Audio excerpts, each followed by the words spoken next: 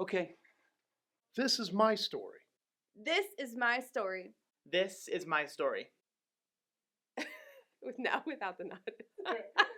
This is my story. This is my story. Yay. This is my story. This is my story. This is my story. This is my story. This is my story. This is my story. Hi, my name is Samuel Moore.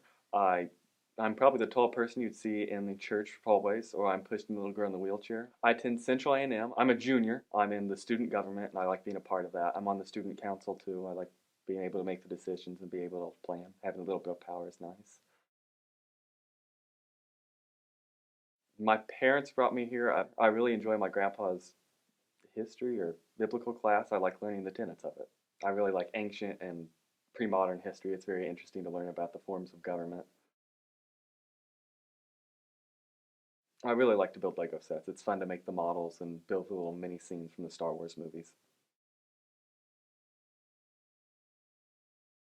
My favorite book would probably be Great Gatsby. I think there's a lot of interesting story in that for just 120 pages. My favorite movie is Darkest Hour with Winston Churchill and Gary Oldman as Winston Churchill. It's a very interesting story, very inspirational. I really like YouTube. I like to consume the history videos off of it and watching people fail in all honesty.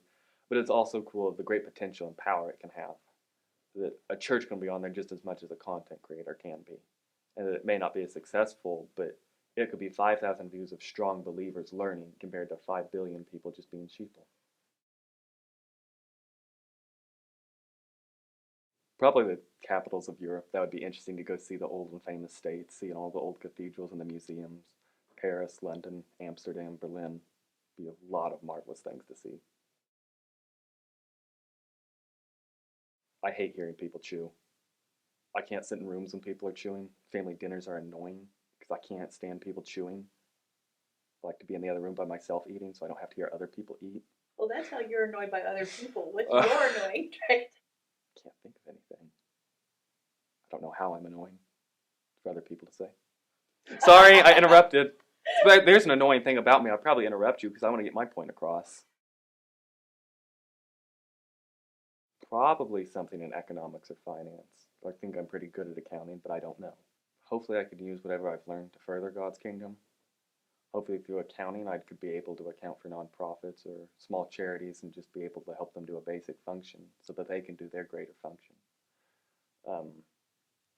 Through government, maybe I could run and really bring morals and ethics to a government that really doesn't seem to want them anymore. I wouldn't do physical labor. That just wouldn't work well for me. I don't want to hide in some library or an office. Kind of want to be on the edge of it. People can walk by, I can wave hi, they can ask me questions, and I can help them go in deeper, but I'm not the deepest. But this way I can be partial in between seeing people and having alone to do my job. Probably a history professor. I don't have to be a real educator, but I can pursue the things I'd like in history, and I can help others learn history in the way they like. Did you just say history professor wasn't a real educator? It's going to be a bit of editing. If I had any superpower, it would probably be flight. I'd want to be able to travel and go anywhere I could go whenever I wanted, without limitations of resources. Alive? The Queen of England. I mean, she's lived since 1930. It'd be interesting to see what she thinks of the world. Dead? Thomas Jefferson. Be an interesting person to talk with. Let him see the current state of the nation and what his thoughts and what his aspirations of what America would be and what it's become, how well it's lived up to that. So probably with Emma. Older brother, obviously, but probably a caretaker. Get her up in the morning, help get her up in the morning, help put her to bed, help feed her, push her around, keep her mobile. For somebody who can't talk and walk, she sure has a lot of wants and things to tell you. I've seen God work a lot through my grandpa. I think he's helped a lot of people come to church and come to God. I think I've seen my dad do it a bit too, especially with people outside of church and outside of school. He's really quite persuasive and silver-tongued and can make people do what they really want to do. and my grandpa. We have dinner almost every other weekend, well, and grandma too. She usually fixes it, or we go out to First Walk and bring it home. We'll usually watch something on PBS Masterpiece or a movie we find. Seen some interesting ones and some bad ones, but been good to watch. We usually talk. We used to have a Bible study. It would be nice to do that again, just a one-on-one with him. Learned a lot. And he's got a lot of interesting resources in a wooden cupboard, which I never knew what they were. And that there's so many books filled with different information that I've never seen. Grandma's awesome. She's one of the kindest people I know. Very generous. One of my favorite things is she'll usually get me a cherry limeade whenever she goes to Sonic or gets her haircut done in Mount Zion. That's always very nice. Well, your dad always calls you a grumpy old man. Does that bother you? Not at all. Grumpy old men are the ones that are right. I'd rather be right than wrong.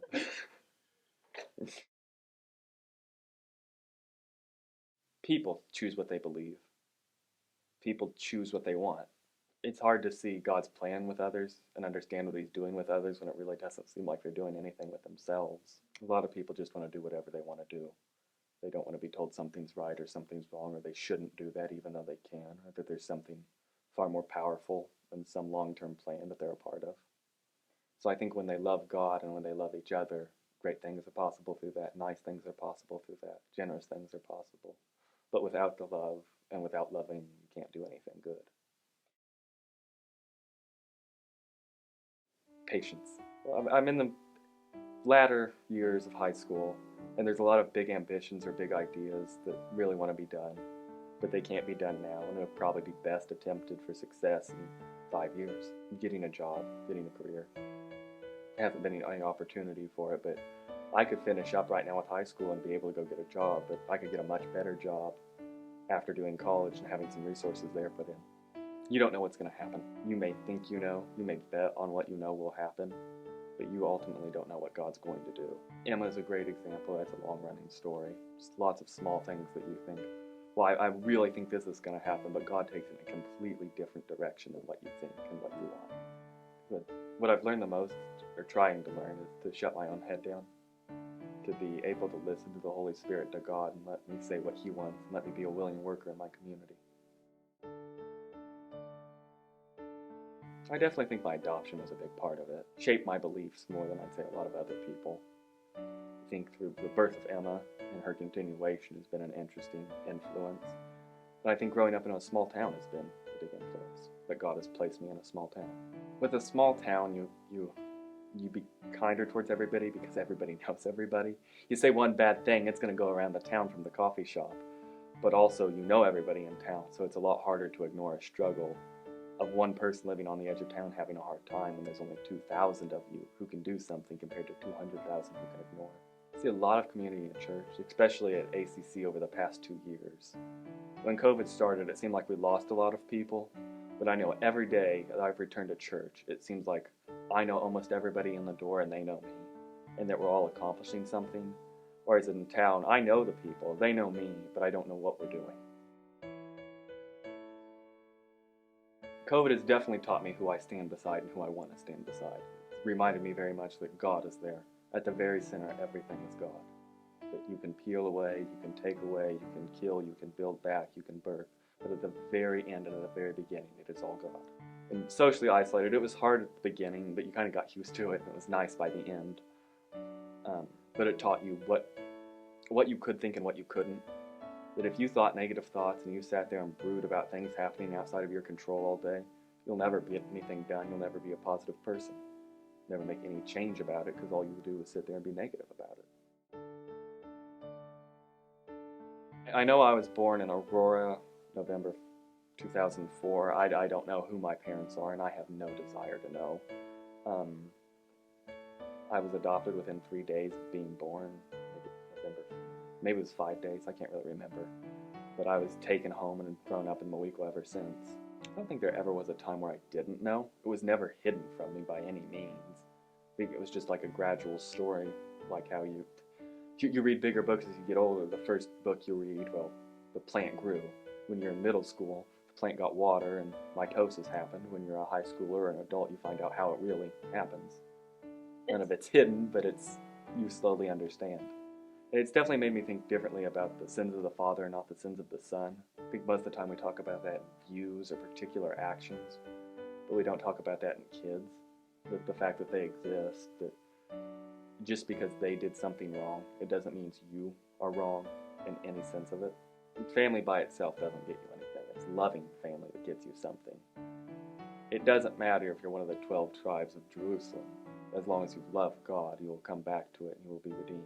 But it doesn't matter where you came from. God's grace is universal.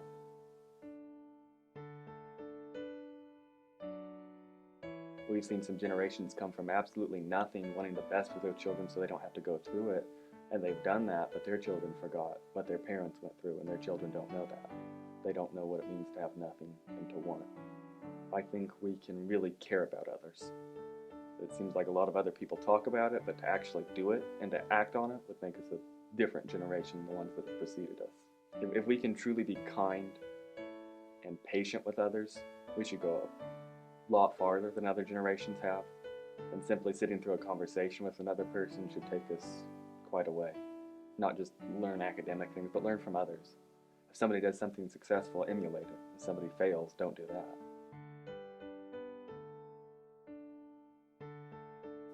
And try to find some way to connect it to what they like right now. It seems to be on a whim what they like and how it changes. But it'd also be nice to attach it to one thing. I bet in the small town, you could attach it to agriculture or to a feeling of belonging, that we're all one community. There are multiple points through history where you could bring it up, where these people had completely different views, beliefs, ideas, all worked together to let each other survive, and so that they could survive. Probably try to show them the benefit. What's the good thing from it? Why do people hold on to it? Why has it been so strong for 3,000 years? Because there's great hope and joy in it. How can some idea like this have survived from humanity for 3,000 years? That such hope, unchanged, unvarnished, survives among people and never completely annihilated. There must be some greatness in it, some good. Not worry about the numbers. Seems like a lot of people, just like how you'd look at a church, well, there's not 500 people in it. Well, even if you've got 5 good believers, that's really what you should focus on, is 5 strong believers. And through their actions and examples, other people will follow. They may not be as strong, but if they go to one small group or one youth group, and they start slowly bringing it together, people will come in and out, but they'll still learn. Same story is that he was adopted. He was born in a small town, and he's lived there. He's got great faith in God and really likes history, and that the story is still being written. Shakespeare in King Lear in Act 5, he wrote he dies. And we're not sad because he died, we're sad because we saw the life prior to that. And when my book closes, I hope it's very similar, that I've been able to do enough good and kind things that people are sad that I'm no longer here. Much like my grandma, when she dies, a lot of people will be sad. I hope to be even close to that. It'd also be nice to know that I've done something good, that I've made one person smile, that I've helped one person at the very end of it.